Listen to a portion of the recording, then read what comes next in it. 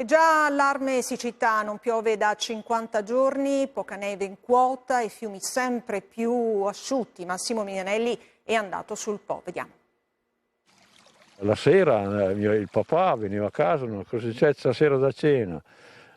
Due battiti sul pontile, si vedeva l'acqua muovere e si andava a pescare quei piccoli pesci che si facevano friggere. Storie e ricordi di quando il grande fiume era vissuto dalla gente del posto. Oggi il Po rimane nel cuore di chi lo ricorda imponente, ma a volte lo si guarda con tristezza. Siamo a gennaio, di acqua ce n'è poca. Lunghe spiagge sabbiose sono emerse, l'immagine di un fiume ferito. Adriano, che sul Po ci viene da quando era bambino, ci fa salire in barca accompagnandoci lungo le sponde. Il nostro fiume soffre, ecco, c'è qualcosa che lo fa soffrire. Ecco. Le risorse idriche stoccate nei grandi laghi alpini sotto forma di neve sono ridotte quasi della metà ed i torrenti dell'Appennino offrono ben poco. Una magra così preoccupa, sarà durissimo affrontare in queste condizioni la primavera quando l'acqua servirà anche per l'agricoltura.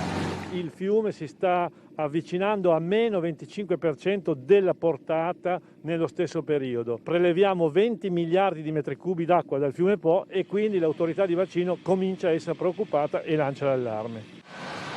Non basta la siccità, incrociamo una barca di dragaggio con un escavatore libera il fiume da alberi e detriti incastrati sotto i pontili.